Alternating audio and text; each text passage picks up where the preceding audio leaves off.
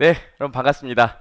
저희 드디어 중급회계 2022년 대비 3강인데요. 우리 OT를 한번 하고 가야겠죠. OT를 보고 가겠습니다. 일단 첫 번째로 강사 소개인데요. 우리 회계 원리 때도 강사 소개를 했고, 저도 이제 강의한 지 10년이 넘어가는데 뭐 제 얘기를 계속하는 건 큰 의미는 없을 것 같아요. 예전에는 그래도 작년까지는 제가 유일한 재무회계 강사 중에 30대입니다 라고 얘기했지만 이제 제가 30대가 아니잖아요. 그래서 얘기도 할 필요는 없을 것 같고 한 가지만 말씀드리면 좀 될 것 같은데, 질문을 좀 많이 해주셔야 돼요. 인강 보시는 분도 또 실강 하시는 분도 질문을 좀 해주셔야 된다고요. 제일 싫은 게 친구한테 물어보는 거예요. 같이 시작했는데 친구가 더 많이 아는 게 아닐 거 아닙니까? 그쵸? 그래서 저한테 물어보셔야 되거든요. 그래서 한 번만 다시 말씀드리면 저희 홈페이지 한번 가볼게요. 네, 저희 홈페이지죠? 제가 있습니다. 제 홈페이지가 있고요. 여기 홈페이지 보면 마이 클래스가 있어요. 마이 클래스를 클릭해 보면 네, 저도 강의가 이렇게 다 들어가 있거든요. 여러분들 오프라인으로 실강 신청하셔도 복습 강의가 들어가 있고요. 그 다음에 온라인으로 이제 강의를 신청하시면 요 강의가 들어가 있을 겁니다. 마이 클래스에 클릭을 해보죠. 아무거나. 네. 클릭을 하면 강의들이 쭉 나와요. 이렇게 쭉 나옵니다. 그럼 요거 중에 아무거나 클릭을 딱 하면 주의하셔야 될 게, 핸드폰이나 이 탭 같은 거 모바일로 클릭을 하시면 바로 강의가 떠요. 근데 홈페이지에서 컴퓨터로 강의를 여러분이 수강하시면 이 화면이 뜨거든요. 요 화면이 좀 크게 확대해 볼게요. 요 화면이 뜹니다. 요 화면이 뜨면 맨 밑에 뭐가 나와 있냐면 교수님께 질문하기라고 있어요. 이 선생님 질문하기가 있는데 여기를 클릭하면 여러분들이 물어보시는 걸 적으실 수 있고요. 그럼 제가 그걸 확인하고 답변을 드릴 수 있어요. 요걸 좀 이용해 주셨으면 좋겠어요. 그래서 모바일로 볼 때는 이게 안 보이는데 랩탑에선 보이니까 컴퓨터를 이용하셔서 요거 이용해서 질문을 좀 많이 해주셔야 돼요. 보통 이렇게 질문을 해주시면 아침 10시에 해커스한테 저한테 문자가 와요. 너 지금 질문이 몇 개 있어. 질문 달아. 이렇게 오거든요. 제가 질문을 해요. 답변을 해요. 제가 너무 바쁘면 10시에 그거 보고도 답변을 12시간 안에 못 드릴 때가 있는데, 그럴 때는 24시간 넘어가면 해커스에서 전화 옵니다. 저한테. 선생님, 답변을 좀 다셔야 될 것 같은데? 그럼 제가 그때 답변하거든요. 그래서 웬간하면 12시간 안에는 답변을 해드려요. 제가 보통 강의가 오전 9시부터 오후 6시까지 있기 때문에 제가 웬간하면 6시에 강의 끝나면 저기 역삼역에 있는 제 사무실 가서 거기서 이제 강의 준비하고 그러거든요. 제가 역 사무실에 도착하면 7시에 도착해서 그때부터 답변을 달아요. 보통 그래서 오후 7시에 답변이 제가 올라가는데, 너무 바쁘거나 저녁 수업이 있을 때는 그래도 그 다음날까지는 달아드립니다. 꼭 여기 답변을 좀 드릴 테니까 궁금한 거 있으면 제발 친구한테 물어보지 마시고 저한테 물어봐야 돼. 저한테. 아시겠죠? 저한테 꼭이요. 이걸 좀 말씀드리고 싶고요. 두 번째로 교재인데, 교재가 심판이 나왔습니다. 요거죠. 요거 교재인데요. 아시겠지만 교보문고 기준으로, 아마 교보문고 기준으로 이게 심판이 나왔으니까 지금은 순위가 좀 내려갔지만, 교보문고 기준으로 중급회계 치면 제 책이 1등이에요. 판매량이 항상. 요 책이요. 요 책 보시면 회계사 세무사 시험을 위한 교재인데, 세무사 시험을 위한 교재를 뭐 굳이 강조하냐, 가장 자세하다는 거예요. 그래서 아마 여러분들이 대학교 때 공부했던 책들보다는 훨씬 자세합니다. 이 책에 다 나와 있어요. 이 책을 보시면 되고요. 일단 2022년 시험 대비를 목적으로 교재를 만들었어요. 그럼 선생님, 저 사실 2020년 대비가 아니라 2021년 책이 있는데 이거 써도 되나요? 물어보신다면 올해는 사실 개정 사항이 없어요. 그래서 이 책을 갖고 강의 들으셔도, 그 작년 책을 갖고 강의를 들으셔도 됩니다. 다만 제가 객관식 문제랑 주관식 문제를 거의 최신으로 다 업데이트를 했거든요. 객관식 문제 같은 경우엔 최근 3개월치 기출로 업데이트를 했고, 주관식 문제 같은 경우에는 제가 주제별로 이렇게 모아놨어요. 저희 커리큘럼을 보면 이 재무회계만 놓고 본다면 당연히 여러분들이 회계 원리는 들으셔야 되고, 그 회계 원리 듣고 나면 기본반 듣고, 기본반 듣고 나면 시간이 좀 여유가 있으시면 심화반 들으시고요. 그 다음에 우리 1차 객관식반 듣잖아요. 저희하고는 이것까지 끝나고 나면 모의고사 과정이 있어. GS 버전. 여기까지 하고 나서 이제 2차 때 2차 강의를 듣는데, 보통 요 심화반에서 2차 강의에서 쓰는 책을 그대로 쓴다고요, 연습서. 근데 제가 다년간 학생들을 가르쳐 보니까 이게 쉽지 않더라고요. 이게 이제 기본 강의 한 번 듣고 아직 이것도 100% 소화를 못 했는데 2차 책을 갖고 심화반을 운용하다 보니까 아무래도 좀 제일 효과가 적다, 심화반은 굳이 들을 필요가 없다, 이런 얘기들이 좀 많이 나오는 것 같더라고요. 비단 제 강의만뿐만 아니라 다른 선생님 강의라 하더라도 제가 이게 좀 문제가 있는 것 같아서 이번부터는 시험안에서 기본서에 있는 뒤에 주관식 문제를 제가 풀어드릴 거거든요. 그래서 주관식 문제를 제가 싹 깔았어요. 싹 주제별로 다 들어가 있게 싹 갈았기 때문에 작년이랑 객관식 문제랑 주관식 문제가 차이가 좀 나지만 수험 듣는 목적으로 작년도 책을 사셨다면 요거 차이만 있으니까 들으셔도 지장은 없을 것 같아요. 요 얘기를 좀 하고 싶고요. 저희 책의 특징을 보면 에디셔널 코멘트랑 셀프 스터디가 있는데 교재를 한번 볼까요? 잠깐만. 네. 저희 교재를 보면 교재 암호 페이지를 갖고 왔는데 교재 페이지가 이렇게 나와 있죠? 그럼 책에 나와 있고 중요한 부분들은 제가 밑줄 긋고 이런 거 싫어가지고 여기에 파란색으로 다 표시를 해놨어요. 그리고 그림 나와 있고요.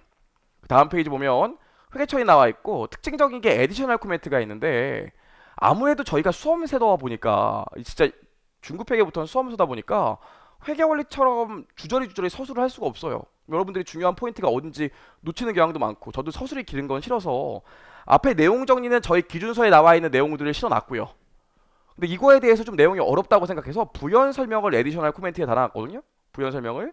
그래서 기준서에 있는 문구를 보고 이 교재에 있는 문구를 보고 이해가 안 되면 에디셔널 코멘트를 보시면 이해가 되실 거예요. 제가 설명하는 부분들을 적어놨으니까 다만 1회독 때는 얘도 보셔야 되지만 2회독 때는 얘를 안 보셔도 되겠죠. 그런 특징이 있고요. 또 저희 교재에 에디셔널 코멘트가 있는 게 아니라 네 그림도 이렇게 딱 그려져 놨고요. 셀프 스터디도 있거든요. 교재 보시면 밑에 쭉 넘겨보시면 여기 셀프 스터디.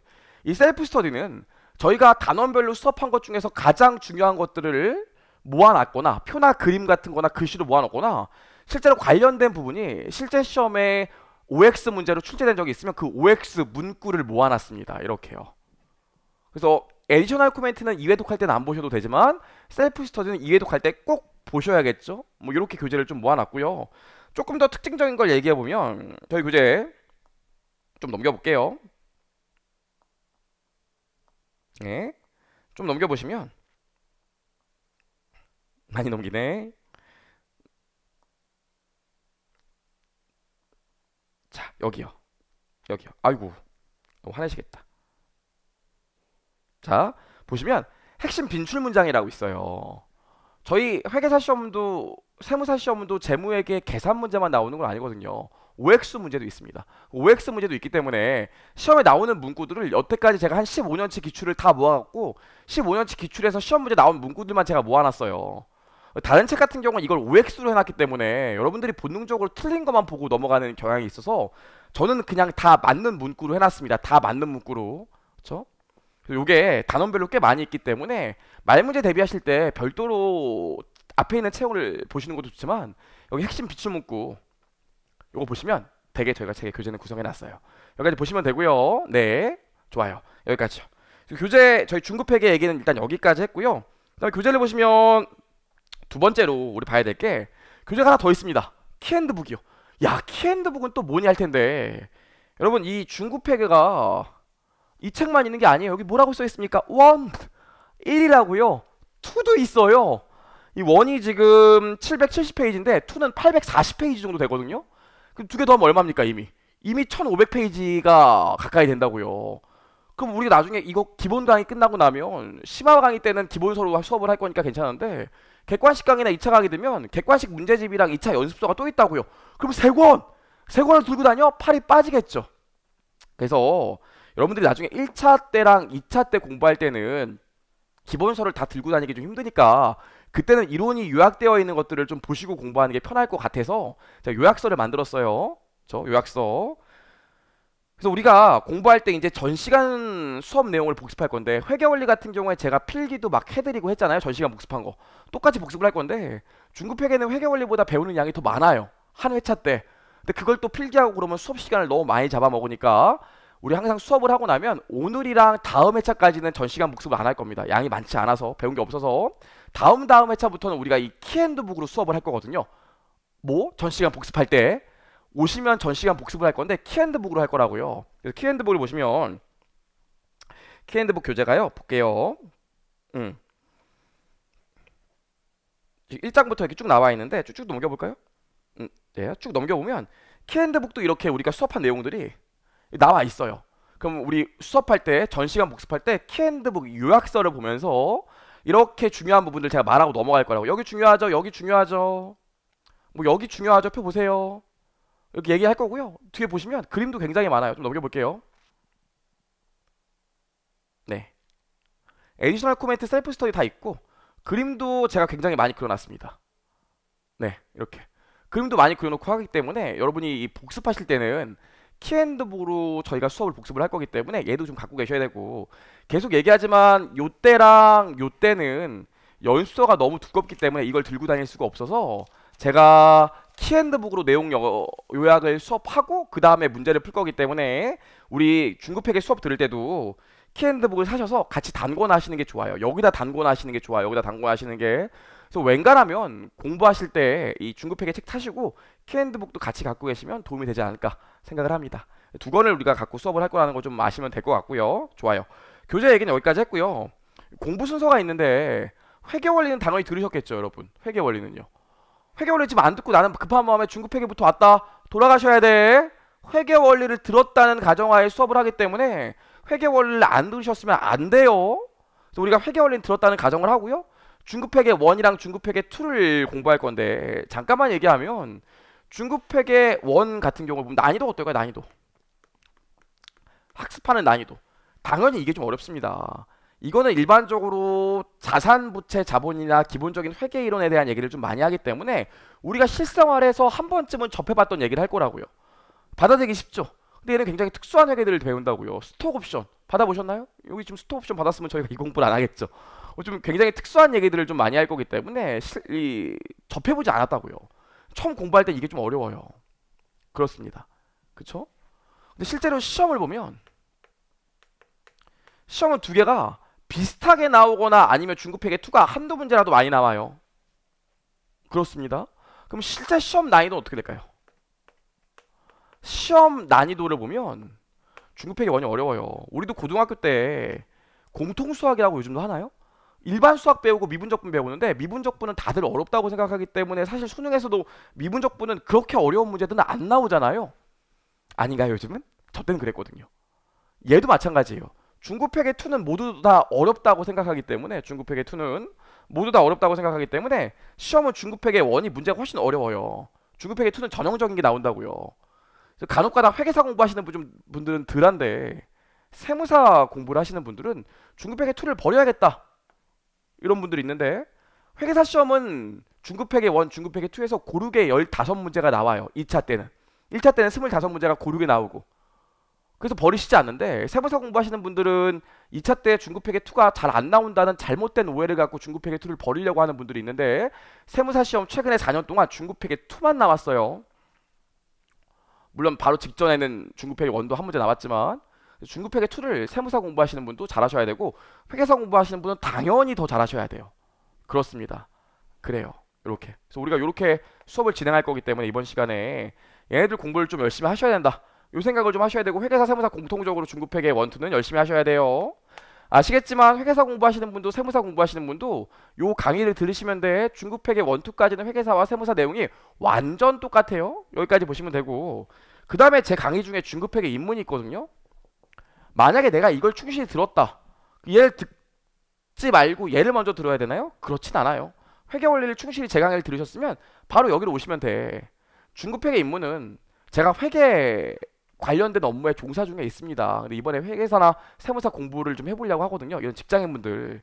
제가 예전에 회계 공부를 좀 했습니다. 이런 분들이 빠르게 리마인드를 중급회계 바로 공부하면 좀 부담스러울 수 있으니까 빠르게 리마인드 하시라고 중급회계 입문을 만들어 놓은 거지. 회계 원리 수업을 저한테 들으셨으면 굳이 이걸 들으실 필요 없어요. 이거 듣고 이해가 안 돼서 중급회계 입문을 듣는다? 그건 안 돼요. 이걸 들으셔야지. 아시겠죠? 그래서 중급회계 입문은 용도가 다시 오랜만에 공부를 시작하는 직장인분들을 위해서 만든 과정이니까 굳이 얘를 들으실 필요는 없어요. 여기까지 보시면 되고요. 그 다음 고급 회계가 있거든요. 고급 회계. 고급 회계가 있는데 고급 회계가 우리가 합병, 연결, 지분별, 환율 변동, 파생 상품이 있는데 세무사는 파생 상품이 나오지 않아요. 저희가 요거를 세무사 하시는 분은 요걸 다룰 건데 회계사는 여기까지 다 다뤄야 되거든요. 근데 사실 세무사는 1차 시험에 고급 회계가 한 문제 내서 두 문제 나오는데 뭐 한 4시간 정도 수업 들으면 맞출 수 있어요. 2차 시험은 한 번도 안 나오다 이번에 요거 하나 나왔는데 요것도 2차 시험 목적으로 한 10시간 정도만 수업 들으시면 되거든요. 그래서 저희가 회계사 공부하시는 분 말고 세무사 공부하시는 분들은 이번 기본 강의 때는 요건 안 다룰 거예요. 제가 나중에 객관식 때랑 2차 공부할 때 요걸 다룰 거고요. 회계사를 공부하시는 분들은 일단 이 수업을 들으시고 고급 회계를 제가 회계사용으로 8월에 할 거예요. 왜냐면 제가 학원에서 원장님이 8월에는 회계사 수업을 한번 진행하라고 하셔가지고 제가 더 이상 피할 수가 없어서 예, 할 거거든요. 그래서 그때 고급 회계를 같이 진행할 거니까 일단 이 수업을 들으신 다음에 8월 달에 고급 회계 들으시면 돼요. 회계사용으로는 40시간 정도 생각하고 있습니다. 그래요. 이렇게 진행하시면 될 것 같아요. 좋아요. 우리 여기까지 봤고요. 그 다음에 보시면 재무회계 수업 구성이 있는데 이렇게 구성이 돼 있어요. 저희 이번 중급회계 수업은 96시간으로 이루어져 있는데 아무래도 제가 해커스에서 재무회계 강의를 하고 해커스에서 회계학과 관련된 다양한 강의를 제가 하고 있기 때문에 제가 사실 좀 바빠요. 그래서 저는 주 7일 8시간 수업을 하거든요. 주 7일. 어떨 때는 하루에는 12시간 수업하는 날도 있어요. 그래서 제가 좀 일정이 바쁘고 해커스에서 여러 가지 강의를 하기 때문에 원장님이 저를 좀 배려해 주셔서 이번에 강의를 좀 시간을 적게 하셨는데 조금 더 하긴 해야 될 것 같아요. 조금 더 하긴. 그래서 우리 일단 중급회계 14번, 중급회계 2 1 14번, 중급회계 2 10번 이렇게 했는데 제 생각에는 한 5번 정도는 보강을 하지 않을까 싶어요. 5번 정도는. 5번 정도는 보강을 하고요. 아무래도 중급회계 1이 이해가 돼야 중급회계 2를 이해할 수 있어요. 그건 어쩔 수 없거든요. 그래서 실제로 난이도는 중급회계 2가 좀 더 높음에도 불구하고 중급회계 1의 강의 시간을 더 씁니다. 어느 학원이나 마찬가지예요. 어느 학원이나. 그래서 중급회계 1보다 중급회계 2가 한 20% 정도는 강의가 짧습니다. 그건 여러분 좀 생각해 주시면 될 것 같고요. 중급회계 1은 스텝 바이 스텝이거든요. 하나가 이해가 돼야 그 다음이 이해되고 그 다음이 이해돼야 그 다음 이해가 돼요. 중급회계 2는 단원별로 다 독립적이라서 논리가 다 쪼개지기 때문에 꼭 내가 앞의 내용을 모르더라도 뒤를 들을 수 있는데 중급회계 1은 그렇지가 않아요. 그래서 우리가 이제 공부를 하시기로 마음을 먹었으면 어느 날 남자친구나 여자친구가 자기 나 많이 생각해봤는데 우리 이대로는 안 될 것 같아. 나 지금 안 만나주면 헤어질 것 같아. 지금 학원 가지 말고 일단 날 좀 만나. 그러더라도 중급회계 1이 아직 안 끝났으면 자기야 내가 자기를 너무 사랑하는데 일단 중급회계 1까지라 내가 오늘 수업하고 오후에 갈게. 이렇게 하셔야지. 중급회계 1 중간에 결석하시면 안 돼요. 중급회계 1까지는 절대로 결석하시면 안 돼요. 그건 저랑 꼭 약속해야 됩니다. 아시겠죠? 좋아요. 여기까지 말씀을 드렸고 저희 개정 사항을 보면 지금 2022년 시험 대비로는 올해 개정된 게 없어요. 혹시나 갑자기 개정이 튀어나오더라도 그건 제가 특강으로 진행할 테니까 걱정하지 마시고 당분간은 올해 개정 사항이 없기 때문에 이 책으로 그냥 계속 준비를 하시면 됩니다. 좋아요. 거기까지 말씀드렸고 준비물인데 계산기랑 연습장이요. 계산기는 제가 회계 원리부터 강조를 했었죠. 카시오. 요거 계산기 쓰시면 되는데 저한테 물어보지 마시고 네이버에 회계사, 세무사, 수업용 계산기 하면 나와 있어요. 그거 사시면 돼. 요즘에는 핑크색도 있더라고요. 그거 사시면 돼요. 나도 그거 갖고 싶다. 그거 사시면 돼요. 그거 계산기는 꼭 갖고 오셔야 돼. 눈으로 수업 이제 안 돼. 제가 수업 중간중간에 해보라고 시킬 거예요. 아시겠죠? 좋아요. 여기까지 봤고요. 연습장인데 여러분 연습장은 진짜 좀 있으셔야 돼요. 회계 원리랑 다르게 중급회계는 제 책에 웬간한 필기들이 다 들어가 있어요. 웬간한 풀이들이 들어가 있지만 저랑 풀이하면서 같이 좀 써보면 그게 좀 더 수업이 효율적이고 와닿지. 제가 그래 네가 어떻게 잘 푸는지 내가 한번 보겠다. 이렇게 보고 있으면 도움이 하나도 안 돼. 그쵸? 같이 좀 써보고 해야 되니까 이 연습장을 꼭 갖고 오셔야 되고 인강으로 수업 들으시는 분도 책만 펴놓고 인강을 듣는 게 아니라 연습장에 써봐야 돼. 여러분 우리가 회계 원리는 한 번 보고 이제 안 볼 책이지만 이거는 그래도 한 2, 3년 한 1, 2년은 봐야 되는 책이기 때문에 여기에 바로 필기하면 책이 누더기가 돼요. 일단 연습장에 필기하고 복습할 때 옮겨 적어서 당번을 하셔야지 예쁘게. 아시겠죠? 그래서 연습장은 좀 꼭 갖고 오셔야 돼요. 약속. 좋아요. 여기까지 봤고요. 저희 수업 진행인데 일단 9시에 시작을 하면 20분간은 전 시간 리뷰를 할 겁니다. 회계 원리랑 똑같아요. 다만 이때 키핸드북을 피고 리뷰할 거기 때문에 실강을 들으시는 분들은 키핸드북을 갖고 오셔야 되고 실강을 안 듣는 이 인강 들으시는 분도 키핸드북을 피시고 복습을 하시는 게 좋겠죠? 왜냐면 제가 전 시간 복습하면서 여기가 중요하죠 하면서 본인이 복습한 거랑 본인이 복습하면서 느꼈던 중요한 포인트랑 제가 중요하다고 얘기하는 거랑 같으면 복습을 잘한 거고 다르면 복습을 잘못한 거니까 맞춰보는 게 굉장히 중요하다고요. 자동적으로 이해독하는 효과가 나니까 복습을 할 거고요. 수업은 일단 수업 시간에 제가 이론 필기를 할 거예요. 이렇게 필기를 하면서 설명을 하고, 요즘 분들은 떠먹여 드리는 걸 좋아하니까 수업을 다 한 다음에 교재를 볼 거거든요. 교재가 이렇게 나와 있으면, 제가 실제 수업할 때 교재가 이렇게 나와 있으면 중요한 부분을 같이 읽으면서 이렇게 밑줄을 같이 읽을 거고요. 필기할 거 있으면 여기 같이 바로 필기를 할 거예요. 여기 오답 유형 뭐 이런 것도 필기를 같이 할 거기 때문에, 제가 교재도 어떻게 필 건지, 여러분 어디를 주시고 어디를 필기할 건지 교재를 띄워놓고 같이 완전히 떠먹여 드릴 테니까, 일단 제가 필기 칠판에 필기하는 내용들은 적고 같이 보시고, 그런 다음에 교재로 같이 확인하시면서 교재에서 어디를 설명한 건지 보여드릴 거니까 같이 따라오시면 될 것 같아요. 괜찮죠? 이렇게 진행을 할 거니까. 좋아요. 우리 여기까지 수업 어떻게 할 건지 봤고, 네. 그 다음에 돌아와서 보시면 당부의 말씀이 몇 가지가 있습니다. 당부의 말씀 요거까지만 하고 우리 이제 수업을 진행할 건데, 첫 번째로 결석하시면 안 돼. 결석하시면 여러분, 인강도 마찬가지예요. 스톱시키고 나중에 들으면 안 돼. 듣기 시작했으면 이틀에 한 번씩은 계속 들으셔야지 흐름이 안 끊기지. 한 강 듣고 3일 지났다가 한 장 듣고 일주일 지났다 이러면 10년 동안 공부해야 돼요.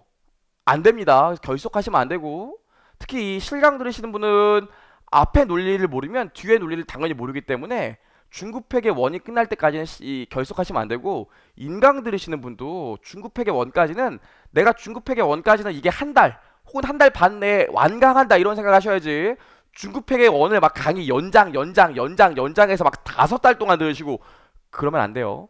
아시겠죠? 부탁드릴게요. 그럼 안 되고요. 두 번째로, 기본 강의는 이해하는 게 제일 중요해요. 이해하는 게. 나는 이해를 못하겠어. 그냥 다짜고짜 다 외울 거야. 외우면 문제는 풀려. 책에 있는 문제를 외웠기 때문에 풀리지 안 된다고요. 이해를 하셔야 돼요. 가끔씩 저한테 이런 분이 있어요. 네 책에 있는 문제를 내가 10회도 했다. 근데 새로운 문제를 풀었더니 못 풀겠다 하면서 눈을 개심치하게 뜨시면서 네 수업이 좀 잘못된 거 아니야 이렇게 생각하시는 분들이 있는데, 거의 없지만 가만히 들어보면 교재를 그냥 외웠다고요. 교재에 있는 객관식 문제를 외웠어. 그러니까 풀리겠죠. 답을 이미 알고 풀고 있으니까. 그렇게 공부하시면 안 돼요. 여러분 어떻게 하셔야 돼? 이해하셔야 돼. 이해는 어떻게 하는 거라고 했죠? 집에 돌아가시면 엄마를 앉혀놓고 말씀하시던지, 우리 집 복실을 앉혀놓고 말씀하시던지, 내가 이걸 설명할 수 있어야 돼. 주저리주저리 설명하는 게 아니라 간결하게 설명할 수 있어야 돼. 그래야 합격할 수 있어요. 아시겠죠? 이해하셔야 돼. 이해가 제일 중요하고요. 두 번째로는, 회계는 여러분 손으로 푸셔야 돼. 손으로 풀어야지. 이걸 내가 눈으로 본다? 안 돼요. 우리 아까 연습장 갖고 오라고 그랬죠? 연습장을 합격할 때까지 이만큼은 써야 된다고. 거짓말 아니에요. 이만큼은 써야 된다고. 그래야 합격합니다. 그래서 우리 수업 들을 때도 같이 수업 제가 풀이를 하면 같이 써보고, 나중에 복습할 때도 인강을 2배독으로 빨리 들을게요. 그게 아니라 손으로 써보는 거야. 써보다가 막히는 거 인강을 다시 확인해 볼 거죠. 그러려고 복습 동영상을 드린 거지, 최고의 복습은 인강 2배속 아니라고요. 아시겠죠? 꼭 기억하셔야 돼. 손으로 써봐야 돼. 손으로 많이 써봐야 들어요. 마지막으로, 이게 제일 중요한데, 이게 회계 공부하다 보면 너무 힘든 게 뭐냐면 다 100% 모르겠다는 거지. 어쩔 수 없는데도 불구하고 다 100% 모를 수밖에 없는 경우가 생깁니다. 왜냐면 일단 우리가 익숙하지 않은 걸, 생소한 걸 배우기 때문에 그런 것도 있고, 이 회계라는 게 1장이 2장이 바탕이 되고 2장이 3장이 바탕이 되고 이런 것도 있지만, 10장을 알아야 2장을 이해할 수 있고 3장을 알아야 12장을 이해할 수 있는 경우가 꽤 많다고요. 어쩔 수 없이. 전체를 다 보기 전까지는 100% 와구가 맞을 수가 없어. 이런 구조적인 문제 때문에 처음 수업을 들으실 땐 100% 이해가 안 될 수도 있다고요. 그럼 좌절하게 돼. 그러면 이게 내 길이 아닌가 보다 포기하게 되고. 저는 회계사잖아요. 심지어 회계를 가르치고 있죠. 처음 중급 회계 수업을 들었을 때 2회차부터 하나도 모르겠더라고요. 멍 때렸어요. 그래서 이해를 못 하겠더라고요. 그래도 회계사가 됐잖아요.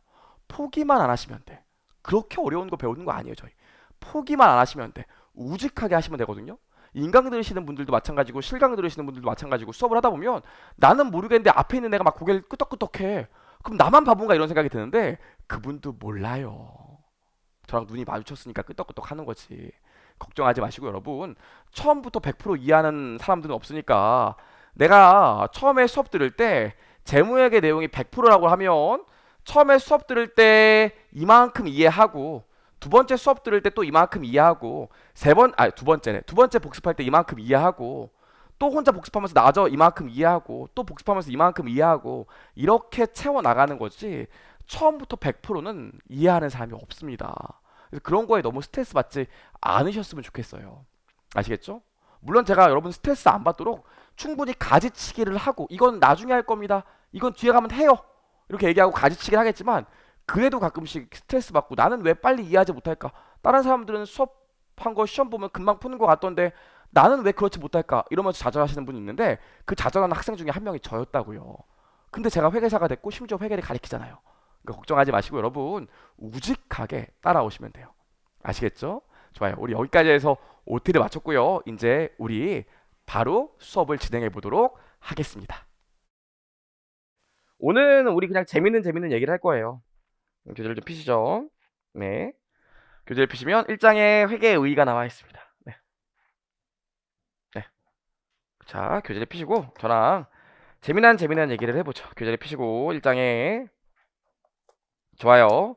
자, 여러분 오늘 우리 배울 주제가 뭐가 있냐면 오늘 배울 주제가 첫 번째로 회계원리랑 똑같아요. 투데이스 토픽을 보면 일단 첫 번째로 우리 회계가 뭔지 다시 한번 얘기를 해볼 거예요. 아 또요? 네. 회계가 뭐냐? 이거 다시 한번 얘기해 볼 거고 그 다음에 우리 뭐 할 거예요? 재무회계가 뭐냐? 이것도 얘기해 볼 겁니다. 재무회계가 뭔지. 그다음 두 번째로 우리 뭐 해볼 거냐면 저번 이 회계할 때 하지 않았던 회계의 사회적 역할이 뭐냐? 아 이런 거 시험 나와요? 그럼요. 역할. 회계의 사회적 역할에 대해서 우리가 얘기를 좀 해볼 겁니다. 그 다음에 우리 뭐 할 거예요? 세 번째로 당연히 갭에 대해서 다시 한번 얘기해 볼 거예요. 회계할 때는 그냥 개략적인 얘기만 했는데 갭에 대한 자세한 얘기를 좀 해볼 겁니다. 갭에 대한 얘기를 해보고 갭하면 우리 뭐 떠올라요? IFRS 아시죠? 그래서 IFRS 얘기를 진득하게 할 거예요. 오늘 여기까지 배울 거고요. 실제로 1장도 이런 얘기만 해요. 괜히 왔네 이러실 수 있는데 실제로 요 1장에서 나오는 요 얘기들을 알아야 뒷장에 있는 내용들이 논리적으로 설명이 되기 때문에 좀 자세히 들으셔야 되고요. 오늘 재밌는 얘기들을 많이 해볼 거예요. 좋아요. 여기까지 하고 나서 이제 우리 수업을 좀 나가볼 건데 여러분 이제 회계 공부를 시작하고 회계사 세무사 공부를 시작하면 주변에 이런 친구들 되게 많이 생겨요. 야, 너 미안한데 주식 살려고 그러거든? 이 주식 어떨 것 같아? 뭐 이런 거 되게 많이 물어본다고요. 실제로 회계사나 세무사가 주식 정보 같은 것도 많이 듣고 관심도 많아요. 요즘 뭐 전 국민이 관심이 많지만 관심이 많다고요. 저도 회계사 되고 나서 친구들이 저한테 주식 정보 그렇게 많이 물어봤다고요. 정작 나는 주식을 안 하는데 나한테 막 물어봤었어요. 근데 제 친구 중에 어떤 친구가 있었냐면 동원이라는 친구가 있었는데 이 친구가 어떤 친구냐면 신라호텔 주식 사면 막 사드 터지고 그쵸? 그 하나투어 주식 사면 코로나 터지고 막 이런 애예요. 그렇죠? 주식으로 많이 까먹었어요. 얘기 들어보면 막 눈물 없이는 들을 수가 없다고요. 그래서 좀 안 됐다. 주식 하지 말지 차라리 막 그러고 있었는데 어느 날 저한테 이런 얘기를 하더라고. 윤도나 내가 사실 사고 싶은 주식이 있는데 너한테 의견을 좀 구해도 될까 그러더라고요. 제가 술 먹고 있어서 관심이 없었어요. 일단 얘기는 해봐 그랬어요. 근데 그 친구가 뭐라고 하냐면 이 회사가 있잖아. 빌 게이츠가 세계 가전 박람회에서 이 회사 제품을 보고 한국에서 앞으로 한 20년 후에 대기업으로 가장 크게 성장할 회사는 이 회사밖에 없을 것 같다. 이렇게 얘기했다는 거예요. 빌 게이츠가 나중에 알고 보니까 이것도 언론 플레이였지만 그랬다는 거야. 그 친구 저한테 그 얘기를 하는 거야. 빌 게이츠가 이 회사 와 진짜 좋다고 그랬대. 한국에서 가장 유망한 회사 중에 하나라고 그랬대. 그리고 있잖아. 이 회사가 무려 소지섭 씨가 광고해. 그 얘기까지 또 때리려고 그랬는데 아 그렇구나. 소지섭 씨가 광고하는구나. 그러고 나서 또 뭐라고 그랬냐면 여기 심지어 상도 받아서 정부로부터 월드 클래스 300인가? 하여튼 뭐 상을 받았다고 하더라고요. 상을 받았대. 나 그래서 이 회사 주식 좀 투자를 해보려고 와이프 모르게 용돈이 좀 있거든 이러더라고요. 제가 그 얘기를 듣고 평소 같으면 그냥 그래 화이팅 화이팅 너 선생님은 나 고기나 사주고 하고 술 먹으려고 그랬는데 이렇게 얘기하는데 너무 좀 안 돼 보였더라고요. 제가 그래서 술 먹다가 그 회사 재무제표를 한번 펴봤어요. 재무제표 펴봤다고. 재무제표를 펴봤다고. 근데 너무 재밌더라고요. 일단 제일 먼저 제가 뭐 봤냐면 쭉 넘겨봤더니 이 회사 손익계산서를 봤더니 글쎄 매출이 1조야. 우리나라에서 매출 1조 넘는 회사가 그렇게 많지 않아요. 매출 1조 넘으면 진짜 큰 회사예요. 그렇죠? 매출이 1조래. 오, 괜찮은 것 같아. 여기까지 보고. 그리고 여기를 딱 봤더니 뭐가 있냐면 매출 채권이 여러분 여기서부터는 그냥 제가 좀 극적인 효과를 위해서 숫자를 좀 과하게 얘기하는 거니까 또 찾아보고 이 새끼 숫자 잘못 얘기했네 이러면 안 돼요. 극적인 효과 0.8조더라고. 어때 보여요? 여기서부터 뭔가 이상하지 않아? 아니 매출이 1조나 되는데 안 받은 돈이 8천억이나 된다고? 이게 말이 돼? 지금 여러분들 다 외상 끊고 수업 듣고 나면 똑같은 거예요. 이게 말이 안 되잖아? 더 충격적인 건 뭐였냐면 매출이 1조라고. 근데 이 회사 보면 재무상태표에 차입금이 0.9조 있었어요. 제가 여기까지 보고 갑자기 잠깐만 동원아 이랬다고요. 왜? 왜? 이 부분 좀 이상하지 않아? 매출이 1조나 되는데 돈을 9천억이나 빌려? 반도체 회사야? 뭐 투자해? 말이 안 되잖아요. 더 웃긴 건 제가 아니야 설마 아닐 거야 내 친구가 열심히 봤다는데 아닐 거야 하고 현금 흐름표를 봤는데 이 회사 현금 흐름이 마이너스였어요. 매출이 1조나 되는데 돈 버는 게 마이너스야? 도대체 뭘 하길래? 그쵸? 제가 그래서 여기까지 보고 더 이상 보지 않았어요. 여기까지 보고 더 이상 보지 않았다. 더 이상 보지 않고 딱 핸드폰을 내놓고 제 친구 동원이 손을 잡고 이렇게 얘기해. 동원아, 여기 오늘 술값을 보니까 한 20만 원쯤 나올 것 같은데 네가 내. 그래서 아니 내가 왜 내 이러더라고요. 네가 내. 네가 내고 너 이 회사 주식 사면 나랑 아주 위절인 줄 알아. 그래서 너랑 나랑 완전 끝나는 거야. 일단 술값을 내 그러다. 난 괜찮은 것 같아. 사면 죽인다 진짜 그랬다고요. 그래, 알겠다고 하고 일단 걔가 술값을 냈죠. 그래서 제가 집에 돌아가는 길에 한 번 더 전화했어요. 너 그 회사 주식 사면 아주 진짜 죽을 줄 알아 그랬다고요. 이 회사가 그 유명한 회사예요. 그 유명한 모뉴엘이라는 회사예요. 네이버에 치면 나옵니다. 모뉴엘 사태라고. 사태라는 표현 잘 안 붙이는데 모뉴엘 사태라고 하죠. 요게 한 10년 사이에 있었던 가장 큰 금융사기 분식회계 회사였어요. 모뉴엘. 모뉴엘. 이 모뉴엘이 실제로 어떤 짓거리를 했냐면 여기는 로봇 청소기 만들고 컴퓨터 만드는 회사인데 나오는 제품 족족 이게 다 별로였거든요. 근데 얘네가 어떻게 했냐면 여기 모뉴엘이 있다고요. 여기 모뉴엘이 있으면 여기에 자기 친구 짝짝꿍 하는 친구를 해외에 하나 만들어 놓은 거야. 짝짝꿍 하는 친구를 해외에 하나 만들었어. 여기에 물건을 파는 거죠. 근데 짝짝꿍 친구니까 이 친구 나한테 돈을 줘 안 줘? 안 줘요. 사실은 네가 나고 내가 너인 상태야. 그쵸? 실제로 모뉴엘이 어떻게 했냐면 해외 그 온라인 쇼핑몰 이런데 5군데랑만 계약을 맺었다고. 5군데. 5군데랑만 계약을 맺었는데 거기서 매출이 1조 나와. 이 말이 웃기지 않아? 5군데에서? 그게 아마존인가 보죠. 그럼 더 이상 할 얘기가 없는데. 그렇죠? 실제로 여기 은행 대출해줄 때 은행 직원이 찾아봤다는 거야. 근데 구매는 또 안 돼. 매출 1조 나오는데 주변에 산 사람은 없어 이 회사 물건을. 그래서 회사 담당자들 회계 감사하는 회계사도 뭔가 좀 이상해갖고 요 회사 해외 공장에 가봤다고. 근데 그때 공장에 사람들이 많았어. 그거 다 알바생들이었어요. 뭐 그런 셈이었죠. 그랬다고. 얘는 뭘 줬겠어? 돈이 없으니까. 매출 채권을 줬겠죠. 외상으로 물건 산 걸로 회계 처리했을 거 아닙니까? 그러니까 매출 채권이 이렇게 많고 매출이 이렇게 많았겠지. 자기들끼리 물건을 왔다 갔다 했다니까요. 심지어 나중에는 물건이 없으니까 10,000원짜리 팔면서 250만 원으로 매출 끊고 그랬다고요. 이해하시겠어요? 그럼 뭐 했을까? 돈을 어디서 그래도 회사가 운영돼야 될 거 아니야. 은행 있잖아. 요 은행한테 요 매출 채권을 담보로 돈을 빌렸다고요. 아시겠어요? 이게 그래서 10년 사이에 가장 큰 금융사기였어요. 이랬다고요. 그리고 나서 나중에 이제 은행이 모뉴엘 보고 돈을 못 갚으라고 그랬는데 모뉴엘이 돈을 못 갚겠다고 해서 요 매출 채권을 들고 여길 찾아갔더니 모뉴엘이랑 똑같은 애였던 거죠. 그래서 회사가 역사 속으로 사라지게 되거든요. 진짜로. 근데 그때 당시에 이 회사 재무제표를 보면 알 수 있었어요. 많이 속인다고 속였는데도 보면 뭔가 이상하다는 느낌이 들 수밖에 없는 재무제표였다고요. 실제로 나중에 제 친구가 저한테 윤도나 진짜 고맙다. 고맙다. 내가 어떻게 고기라도 샀으면 좋겠네. 막 그러고 그랬다고요. 여러분, 요게 회계예요. 그렇죠? 요게 회계라고. 제 친구가 어떻게 했어? 제 친구라는 동원이, 제 친구라는 정보 이용자가 모뉴에 있는 기업 실체에 대해서 주식을 살지 말지 경제적 의사결정을 할 때 이 경제적 상황에 대해서 정보를 식별하고 측정해서 제가 친구한테 가르쳐줬죠. 요 과정이 회계라고요. 어렵지 않죠? 그래서 우리 교재 보시면 여기 회계가 나와 있지만 위에는 여러분 그냥 한번 있어 보려고 책에 쓴 거고 여기만 보시면 되는데 회계는 뭡니까? 경제적 의사결정에 주식을 살지 말지 도움이 되는 경제적 실체와 관련된 경제적 실체가 뭔데? 이게 기업이에요. 기업 그쵸? 기업 경제적 실체와 관련된 정보를 식별 우리 회계 원리 때도 했었는데 이 식별이 무슨 뜻이에요? 알아보다였죠?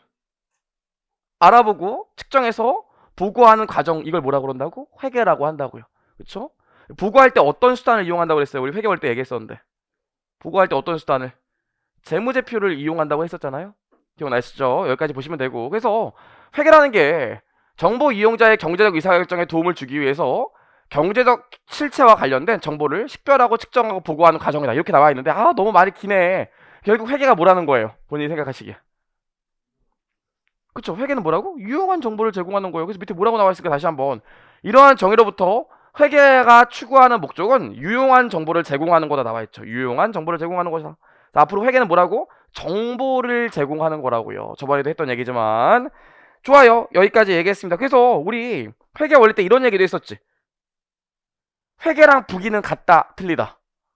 틀리죠? 부기는 단순히 장부를 기록하는 게 부기고 회계는 그 장부를 기록해서 거기서 정보를 뽑아내는 거라고 했잖아요. 그래서 여기 보시면 또 나와 있지만 회계 정의는 회계 실체 거래나 사건의 기록, 분류, 요약, 해설하는 기술로 보아 회계 정보의 생산 측면, 단순히 장부만 기록하는 부기를 강조하지 않고 회계의 정보 이용 측면까지 강조했다. 여기까지요. 괜찮죠? 그럼 우리 잠깐만 조금만 더 얘기를 해보자.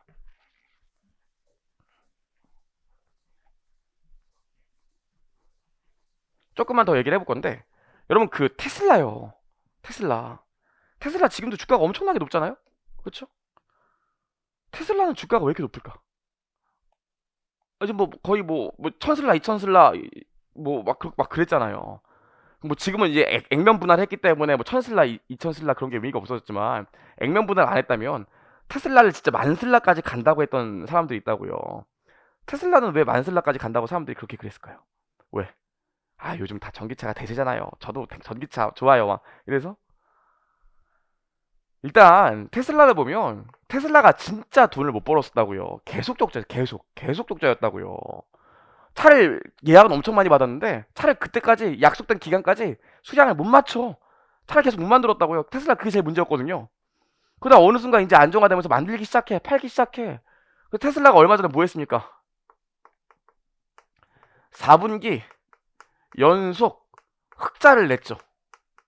우리 12개월 동안 계속 흑자 냈다고 계속 당기순이 플러스였어. 이렇게 얘기를 했어요. 그래서 이제 사람들이 아 확실히 테슬라가 이제 적자에서 흑자로 돌아왔고 이제 본격적으로 돈을 벌기 시작한 거구나. 아 그럼 주가가 계속 오르겠네. 이런 생각을 했죠.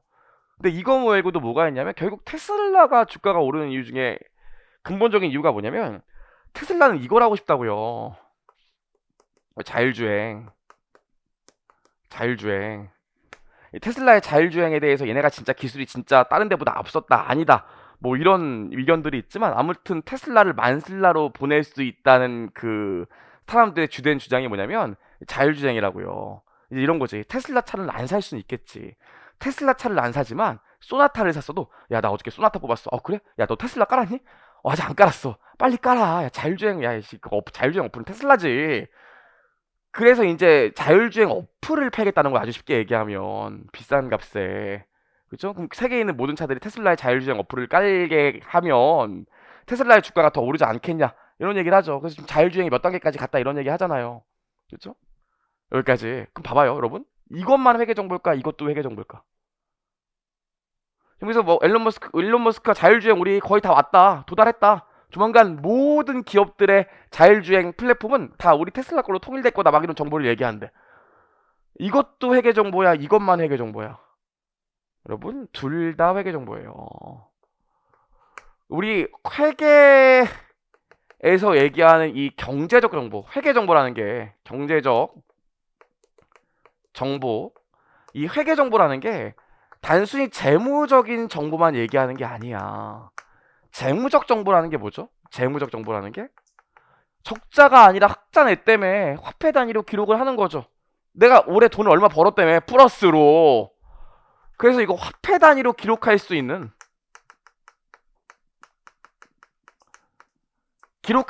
정보를 재무적 정보라고 합니다. 그럼 이 재무적 정보라는 건 이미 일어난 일에 대해서 보여주는 거예요? 앞으로 일어날 일을 보여주는 거야, 재무적 정보는? 일어난 일을 보여준 거 아니겠어요? 이번 분기 장사해봤더니 또 흑자 났지롱 이거기 때문에 기본적으로 이런 애들은 과거 정보라고요. 그쵸? 근데 이 자율주행 이거 지금 우리 플랫폼 기업 될 거야. 니네 기대해. 얘는 뭐예요? 화폐 단위로 기록한 게 아니잖아. 그쵸? 화폐 단위로 기록한 게 아니잖아요. 그럼 화폐 단위로 기록이 안 되는 정보를 뭐라고 그래? 그걸 비재무적 정보라고 합니다.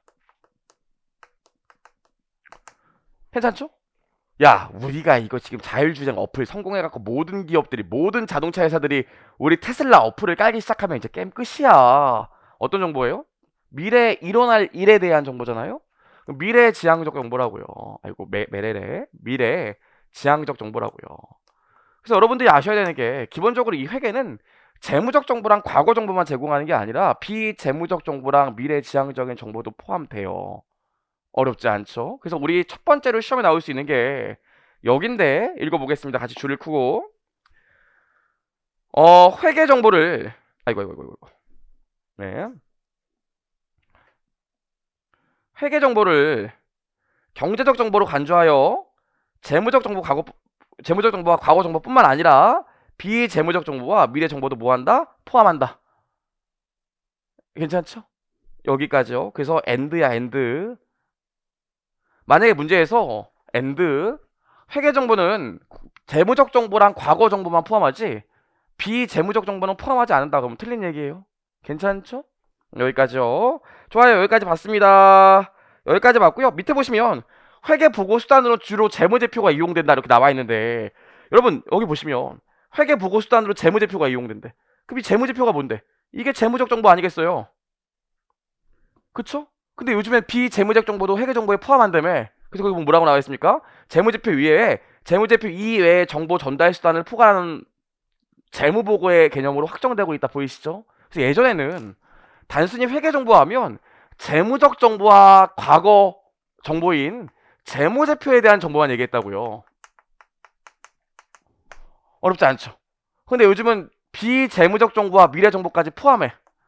플러스 알파의 정보를 포함하고 있기 때문에 요즘은 회계 정보를 재무제표 이렇게만 얘기 안 하고 재무제표에다가 비재무적 정보까지 포함해서 뭐라고 그래요? 재무보고라는 개념을 쓰고 있어요. 괜찮죠? 여기까지?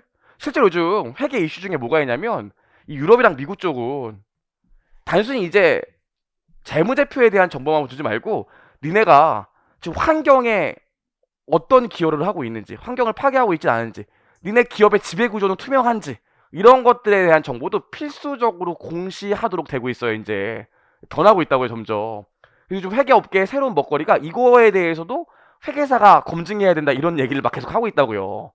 시대가 바뀌어 나가고 있기 때문에 이해할 수 있겠죠? 여기까지요. 그래서 밑에 보시면 재무보고 나와 있는데 재무보고가 뭐라고? 재무제표 플러스 알파의 정보가 들어간 거다. 여기까지 기억하시면 되겠죠. 좋아요. 우리 여기까지 봤습니다. 여기까지요. 그래서 여기까지 해서 회계가 뭔지 봤고 오늘 집에 가면 야, 너 오늘 중급회계 배웠다며.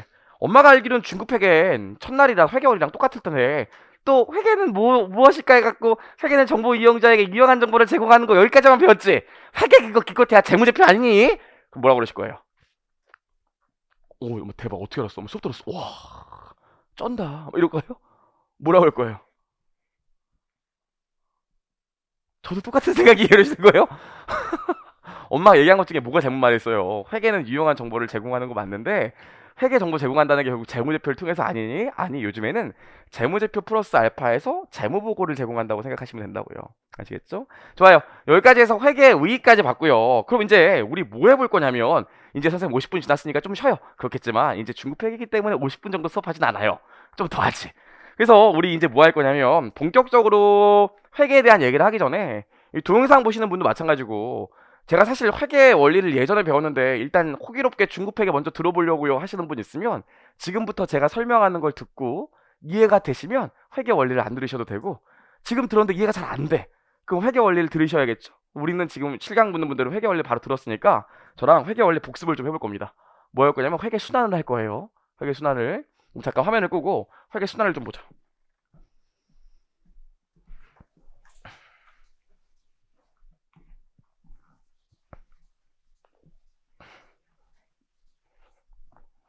회계순환을 좀 보겠습니다. 제가 이 회계순환 하려고 적어왔어요. 숫자를 좀 적어왔습니다. 숫자 적어온 게 어디 갔나? 응? 잠깐만요. 어디 갔지? 적어왔는데?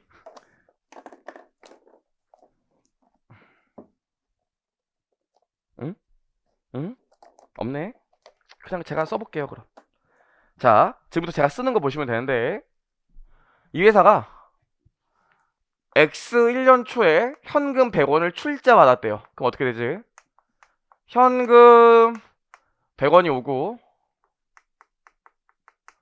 자본금 100원이 오겠죠. 아주 최소한만 할 거니까 걱정하지 마시고. 자, 여기까지 봤어요. 여기까지 하고 나서 회사가 물건을 X 1년 중에 연중을 봤더니 서비스를 제공하고 돈 받을 권리가 생겼대요. 그럼 회계 처리 어떻게 합니까?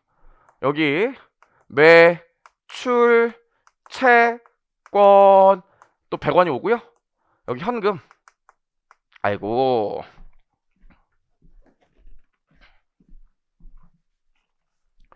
여기 매출 100원이 왔다고 할게요. 여기까지 괜찮죠? 자, 그리고 나서 종업원 급여를 줬대요. 그럼 현금 20원, 그 다음에 급여 20원. 괜찮죠? 하나만 더 해보죠. 돈을 빌렸대요. 그래서 여기 현금 100원 들어오고요. 차입금 100원이요. 여기까지 괜찮죠? 하나만 더 해볼까요? 올해 외상으로 매입한 게 있었대, 물건을. 그래서 여기 보시면 여기 매입이라고, 매입이 또 100원 들어오면서요, 외상으로 매입했기 때문에 매입 채무가 100원 나왔다고 합시다. 여기까지요. 괜찮죠? 여기까지만 할게요. 여기까지만. 자, 여기까지 했어. 우리 여기까지 하고 나면 이게 회계 처리한 거잖아요. 그럼 우리 회계 처리하고 나면 이제 뭐 해야 돼요? 거래가 발생하면 회계 기록을 하고 회계 처리를 하고, 그 다음 뭐예요? 동시에 벌써 까먹었어? 회계 원래 한 2주밖에 안 지났는데 뭐 해줘야 돼요? 전기해야 되죠. 그럼 전기를 해야 돼요. 그럼 자산 계정부터 볼게요. 선생님, 저 회계 원리 동영상에서 다시 제가 끊으려고 그러는데 이러지 마시고 보세요. 현금 T 계정을 그려보면 자산의 T 계정은 증가는 차변에 감소는 대변이잖아요. 그럼 현금이 자본금 때문에 늘었으니까 여기 자본금 100원, 그 다음에 급여 때문에 현금이 나갔으니까 급여 때문에 현금 20원, 차입금 때문에 현금이 늘었으니까 차입금 100원. 이렇게 하면 되겠죠? 그럼 현금 다 썼어요. 한 번만 따라와 봅시다. 괜찮죠? 여기까지. 그 다음에 자산 또 뭐 있나요? 매출 채권 있네. 그럼 매출 채권 T 계정을 그려보면 매출 채권의 T 계정은 어떻게 됩니까? 뭐 때문에 증가했어? 매출 때문에 매출 채권이 증가했죠. 그럼 여기 쓰면 되겠네. 매출 100원. 여기까지요. 그럼 우리 매출 채권도 했어요. 그럼 자산은 다 한 것 같고 매입도 있네요. 매입은 자산인지 비용인지 뭐라고 그랬어? 자산이야, 비용이야? 오, 맞아요. 임시계정이죠. 일단 자산으로 볼게요. 그럼 여기 매입의 T 계정을 그려보면 매입의 T 계정을 그려보면 어떻게 됩니까? 여기 매입 채무 때문에 매입이 늘었으니까 매입 채무 100원 써주시면 되겠죠? 그럼 진짜 자산은 다 끝났다. 와, 여기까지 했고요. 근데 이제 부채 볼게요. 부채 보면 뭐 있어요? 차입금 있죠? 그럼 차입금의 T 계정을 한번 그려봅시다. 뭐 있어요? 차입금, 현금 때문에 차입금 증가했잖아요. 부채는, 자본은, 증가는 차변에, 감소는, 나도 막 헷갈리네. 차변 대변이니까 증가는 대변에, 감소는 차변이잖아요. 자, 보시면 여기 뭐라고 씁니까? 차입금. 현금 때문에 차입금이 증가했으니까 현금 100원 이렇게 쓰겠죠. 그럼 차입금 썼고, 부채 또 뭐 있어요? 매입 채무 있네. 그럼 여기 보시면 매입 채무에 뭐가 오게 되나요? 매입 채무에. 매입 때문에 매입 채무가 늘었으니까 여기 매입에 100 써주시면 되겠죠. 전혀 어렵지 않죠? 여기까지 했습니다. 매입 채무 지우고요. 아우, 되게 많네. 자, 그럼 자산 부채까지는 다 했어. 자본 해줘야 되죠? 그럼 자본도 그려볼게요. 한 번만 해봅시다. 그럼 자본금 보면 자본금이 현금 때문에 자본금이 증가했으니까 현금 100원 쓸 겁니다. 그럼 자본금 됐어요. 그럼 우리 친구 매출이랑 급여밖에 안 남았네. 그럼 매출해보죠. 지금 요걸 보시고 요게 구조가 이해가 되면 회계원리를 안 들으셔도 되고, 요거 이해가 안 되면 회계원리를 들으시는 게 좋아요. 그럼 매출 같은 경우에 매출 채권 때문에 늘었으니까 여기 매출 채권 100원 잡아주시면 되겠죠. 수익은 차변, 대변에 기재하고 발생하면. 그쵸? 마지막으로 뭐 있습니까? 급여 있네요. 급여.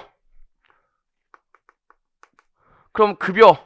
현금 때문에 급여가 발생했으니까 현금 20원 나가고 급여라고 잡아주면 되겠죠.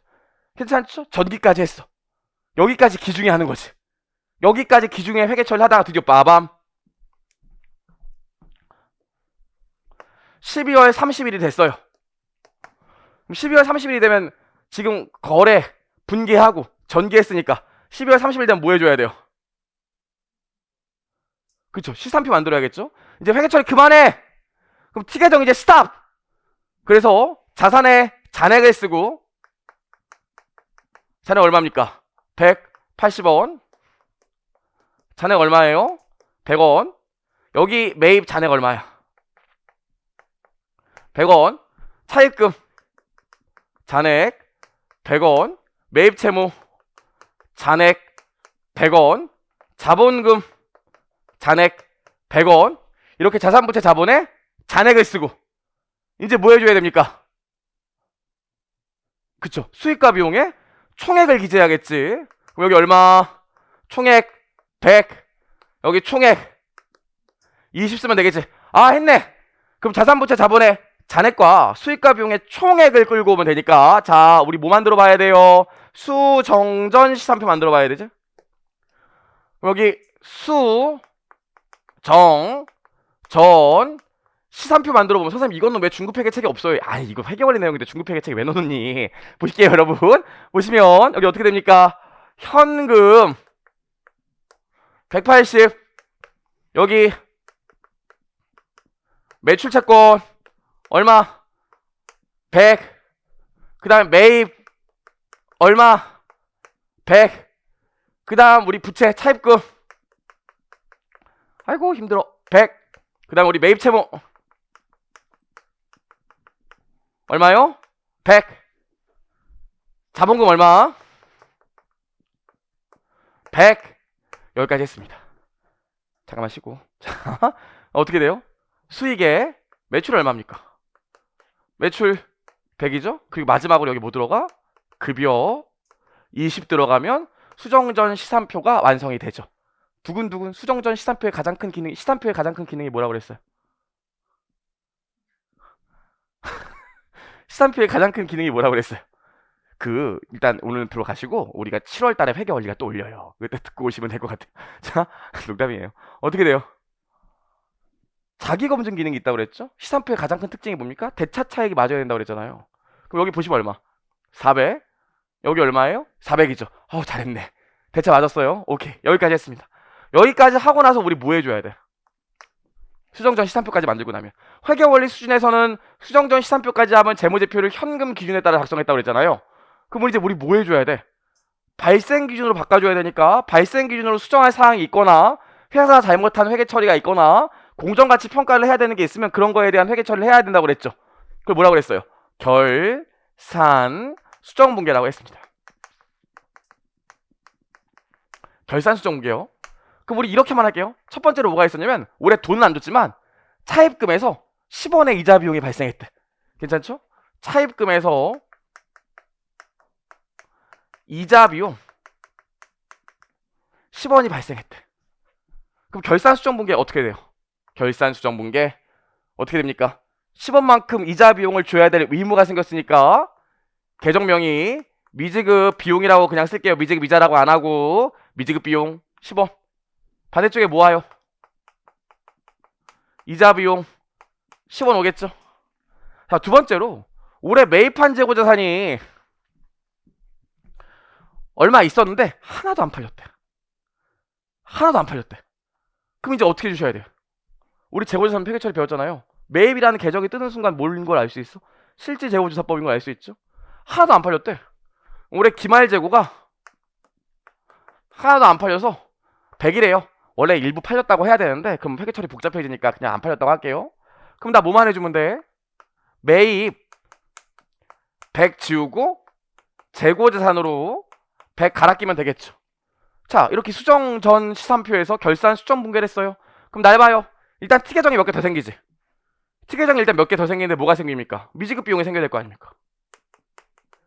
그럼 미지급 비용에 부채 티계정을 결산 수정 분괴를 하면 어떻게 돼? 미지급 비용만큼 여기 부채 이자 비용이 20원 오게 되고 어차피 지금 기말이니까 미지급 비용에 기말 현재 잔액이 10원이죠? 20원이 아니라.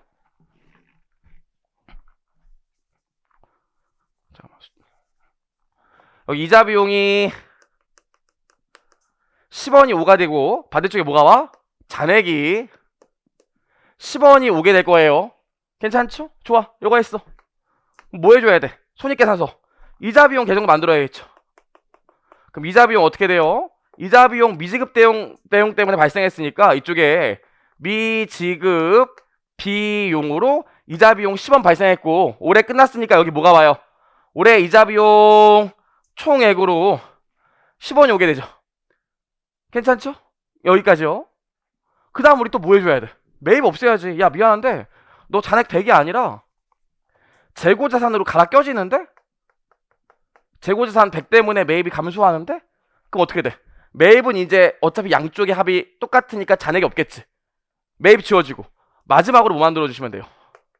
재고자산의 T계정을 만들어야 되는데 재고자산의 T계정을 보면 야 너 매입에서 넘어왔어. 매입 100원에서 넘어오고요. 요거만큼 재고자산의 잔액이 100원이 되겠지. 그럼 뭐 했어? 수정전 시산표에 따라 우리 결산 수정 분괴에 따라서 T계정을 다시 만들고 일부 수정했죠. 여기까지 하고 나면 뭐 해줘? 여기까지 하고 나면 수정 후 시산표를 만들게 되는데 우리 너무 힘드니까 여기서 수정합시다. 그냥 수정 후 시산표를 보면 이제 어떻게 돼? 요거 사라지죠? 매입이? 그 대신 뭐가 떠요? 여기 재고자산으로 100원이 뜰 거예요. 괜찮죠? 그 다음 우리 비용으로 뭐가 추가로 떠요? 이자 비용이 추가로 10원 뜨고요. 부채에 뭐가 생겨? 미지급 비용으로 10원 생기게 되겠죠. 그럼 여전히 대차는 어때? 여전히 대차는 맞죠? 그래서 수정 후 시산표까지 만들었어. 그럼 이제 뭐 해줘야 돼? 찢어야지. 자산부채 자본과 수익 비용으로 찢어야겠죠. 찢어서 뭐 만듭니까? 이제 재무상태표와 손익계산서 만들어야 될 거 아닙니까? 그럼 만들어 보시죠. 좀만 기분 내시고. 지루하죠? 아 너무 새로워요. 그랬죠. 자 볼게요. 그럼 재무상태표 만들어 보자. 올해 X1년 말일자로 재무상태표를 만들어 오면 이렇게 될 것 같은데. 일단 현금은 얼마? 180원. 매출 채권으로 얼마? 100원. 그 다음에 재고 자산으로 100원 오겠죠. 반대쪽에 뭐가 옵니까? 차입금으로 100원. 매입채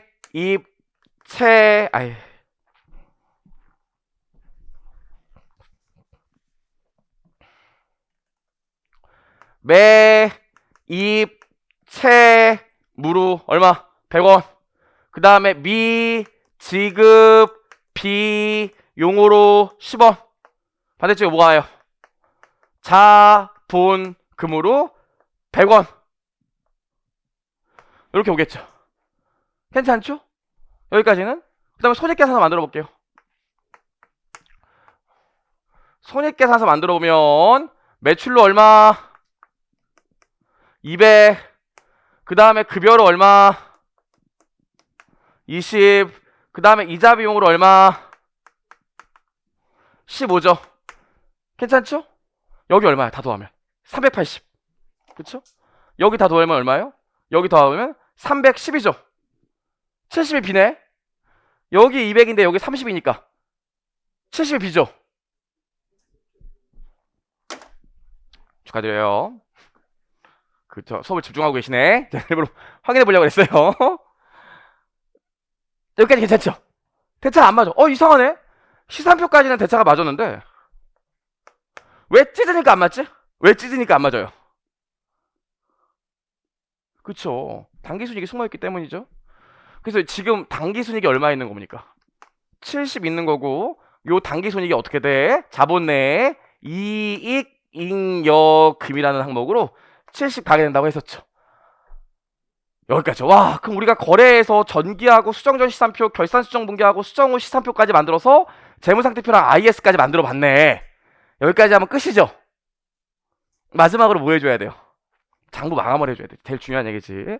마지막으로 우리가 좁으니까 여기다 할게요. 장부에 마감을 해야 되는데 마지막으로 그럼 장부의 마감은 어떻게 합니까? 자산, 부채, 자본은 장부에 마감을 해? 안 해? 안 하죠. 재무상태표에 쌓이는 계정이니까 그냥 그 다음 연도로 넘어간다고 그랬잖아요. 그래서 기말잔액의 기초로 그냥 넘어가는 거지 별도의 회계처리를 할 필요가 없다고 그랬지.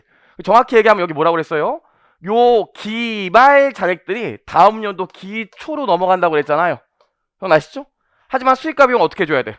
올해 10억 벌었어도 내년에 아무것도 안 벌면 개털이기 때문에 올해 다시 내년부터 다시 시작할 수 있는 여건을 만들어줘야 되니까 분계장에 있는 수익과 비용을 다 영어로 만들어줘야 된다고 했었죠. 그래서 우리 수정문계 뭐합니까? 수정문계 보시면 첫 번째로 매출 지워. 매출 100, 임시계정인, 집합손익 100 이렇게 하고요. 그 다음 뭐 해줘야 돼? 급여 지워. 급여 20 지우고 집합손익으로 20 기재한다고 했었죠? 여기까지? 그 다음 뭐 해줘야 돼? 이자 비용 지워. 급여 20. 그 다음 우리 뭐해? 이자 비용 지워. 여기 이자 비용 10 지우고 여기 뭐 또 집합손익으로 10 기재해주면 되겠죠. 여기까지. 괜찮지? 그럼 분계장송에서 어떻게 돼? 저 분계장 맞춰보면 매출이 다 지워져서 분계장송엔 매출이 0이 되고 티계정도 여기 사실 뭐가 오는 겁니까? 총액이 오는 게 아니라 집합손익이 오면서 장부가 다 마감되기 때문에 티계정상에서도 0이 되고 급여도 0이 되고 이자 비용도 0이 된다고 그랬죠. 요렇게 지우면 집합손익만 70 남아있네. 마무리를 뭐 한다고 그랬어요? 집합손익 70 지우고 요걸 이익 잉여금으로 보낸다고 그랬죠. 70. 여기까지가 뭐라고요? 회계 순환이라고 했었죠. 거래 발생하면 분기하고 전기하고 결산 과정으로 넘어가서 수정 전 시산표 그리고 결산 수정 보기하고 수정 후 시산표 그린 다음에 BS, IS 찍고 마지막으로 장부 마감까지. 이게 회계 순환이라고 했었죠. 그래서 여기까지 내용이 이해되시면 뭐 중급 회계로 바로 모셔도 되긴 해요, 사실. 그래요. 여기까지 했습니다. 그럼 우리 여기까지 해서 회계 순환 과정까지 봤는데 이거 좀 지워보죠. 회계 순환 과정까지 봤는데 어떤 기업의 재무 상태표만 봐도 이 기업의 정보 이용자가 어떤 사람들이 있는지 우리가 유추할 수 있는데 일단 우리가 경영자는 어디에 관심 있겠어요? 이 경영자의 성향을 보면 어디를 보면 경영자의 성향을 알 수 있을까? 자산을 보면 경영자가 지금 이 회사의 자원을 어떻게 운용하는지를 알 수 있다고요. 자산 쪽을 보면 이 회사의 경영자가 어디에 관심을 갖고 있는지 우리가 좀 알 수 있어요. 그렇죠? 그래서 회사의 정보 이용자 중에 경영자도 있고 누구도 있습니까? 종업원도 있죠. 또 이쪽을 보면 회사한테 관심 있어 하는 정보 이용자들도 알 수 있는데 첫 번째로 뭐가 있어요? 자본금이요. 자본금은 누가 이거 투자한 거야? 주주가 투자한 거죠. 주주를 뭐라 그래요? 투자자라고 해요. 근데 보통 우리가 이 투자 아직 쓰지 마시고 우리가 이 투자자를 얘기할 때 현재 투자한 사람들만 현재 투자자로 볼까요?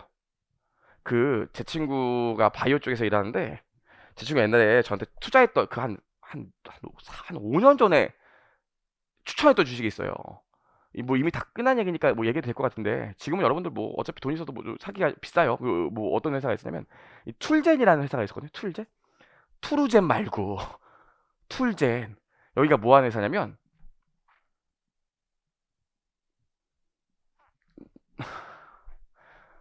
나시나시네요. 이분이랑 저랑 똑같이 밥을 먹으면 어떻게 될까요? 여기서 뭐 똑같이 똥 싸겠지. 그럼 더 이상 할 얘기가 없어요. 더 이상 할 얘기가 없어. 똑같이 밥 먹으면 이분보다 아무래도 제가 좀 더 쪄요. 실제로 진짜 살 많이 찌는 체질이 있거든요. 저도 진짜 물만 먹으면 살 찌는 건 아니지만 이게 살이 잘 찐다고요. 근데 보면 제 친구 중에는 진짜 살 안 찌는 애들 있어. 그리고 살 안 찌는 애들 재수없는 특징 있잖아요. 야, 밥 먹어? 나 아까 홈런볼 먹었어. 아니, 그 홈런볼 먹은 거랑 밥이랑 뭔 상관이야 이런다고요. 그런 애들 있잖아요. 동물도 마찬가지예요. 똑같이 사료를 50kg 먹어도 50kg 다 찌는 애가 있고 60kg 찌는 애가 있고 30kg 찌는 애가 있다고요. 진짜로 뚱 유전자를 가진 애들이 있다고요. 그럼 걔네 유전자를 추출해서 주사를 만들어서 홀쭉이들한테 꼽아. 그럼 걔네들도 똑같이 50kg 먹으면 한 70kg 찐다고요. 뭐 질량 보존에 50kg 먹으면 50kg 찌겠지. 그런 거 개발하는 회사거든요. 그런 거 개발하는 회사. 그런 거 개발하는 회사를 제 친구가 저한테 5년 전에 가르쳐줬다고요. 제가 그래서 그 얘기를 듣고 너무 심장이 뛰어갔고 그 회사를 매일 봤어요. 매일 주가를 매일 봤다. 정말 오르더라고. 매일 5년 동안. 샀어 안 샀어? 안 샀어. 저는 매일 봤어요. 제가 이런 거 진짜 많거든요. 이런 거 와이프가 다 반대해서 그래요. 이거 많다고요. 그래서 우리가 기본적으로 투자자를 얘기할 때 현재 이 회사의 주식을 갖고 있는 투자자만 얘기하는 게 아니라 현재 및 잠재적 투자자, 조만간 이 회사 주식을 살 거야. 이런 애들도 이 회사의 정보 이용자로 봐줘요. 괜찮죠? 현재 및 잠재적 투자자. 그럼 이런 사람들을 뭐라 그럴까? 이 회사에 돈 빌려준 사람들이잖아요. 은행들 되겠죠? 이런 사람들을 뭐라 그래요? 대여자라고 합니다. 어렵지 않죠? 대여자. 이 매입 미지급 비용도 대여자 때문에 발생하는 거겠죠? 그럼 이 매입 채무는 뭐야? 매입 채무. 거래처에서 물건을 외상으로 산 거 아닙니까? 그럼 거래처도 나한테 물건을 외상으로 팔았기 때문에 궁금하겠지. 이 자식이 돈을 갚을 수 있을지 없을지 궁금할 거 아닙니까? 그래서 이 거래처 사람들을 뭐라고 그래? 나한테 돈 받을 권리가 있는 거래처 사람들을 뭐라고 그러냐면 기타 채권자라고 해요. 그쵸? 어렵지 않죠? 그리고 회사 밖을 보면 또 누가 있을까? 이 사람들 말고도 추가로 뭐가 있어요? 일반 대중이나 정부 등이 이 회사에 관심이 많겠죠. 그쵸? 자연스럽게 넘어가고 있는데 우리 회계가 뭐라 그랬어요? 회계는 정보 이용자의 의사결정에 도움이 되는 유용한 정보를 제공하는 거라며. 그럼 이 기업을 둘러싼 정보 이용자가 이렇게 많다고요. 정보 이용자가 이 기업을 둘러싼 정보 이용자가 많은데 이렇게 많은데 우리가 정보 이용자를 어떻게 나누죠? 보통 이렇게 둘로 나누죠. 이렇게 둘로 나눈다고요. 그래서 회사 경영자랑 종업원들을 뭐라 그럽니까? 회사 안에 있는 정보 이용자이기 때문에 내부 정보 이용자라고 하죠. 그렇죠? 내부 정보 띄고 이용자예요. 내부 정보 이용자예요. 내부 정보 이용자죠. 그렇죠? 내부에서 정보를 이용하는 사람들을 얘기하는 거지 내부에 있는 시크릿한 정보를 이용한다는 사람이 아니야.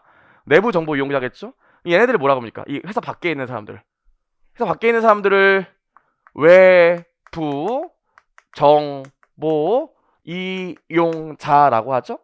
그쵸? 그래서 우리 지금 모범거예요. 1교시 때 OT 했고 회계 정의 받고 우리가 회계 원리 복습으로 회계 순환 과정을 받고 회계 순환 과정까지 그려서 회사의 재무 상태표를 봤더니 회사의 재무 상태표만 봐도 회사를 감싸고 있는 정보 이용자들이 경영자, 종업원, 대중, 정부 등 대여자, 기타 채권자, 현재 및 잠재적 투자자가 있다는 걸 알았는데 정보 이용자를 어떻게 나눠요? 이렇게 가운데로 나눠서 회사 내부에 있는 정보 이용자와 회사 외부에 있는 정보 이용자로 나눈다고요. 그래서 여기까지 본 거고 내부에 있는 정보 이용자와 외부에 있는 정보 이용자로 나누는 이유가 뭡니까? 잘하시네. 그거부터는 쉬는 시간 갖고 2교시 때 할게요. 잠깐 쉬겠습니다.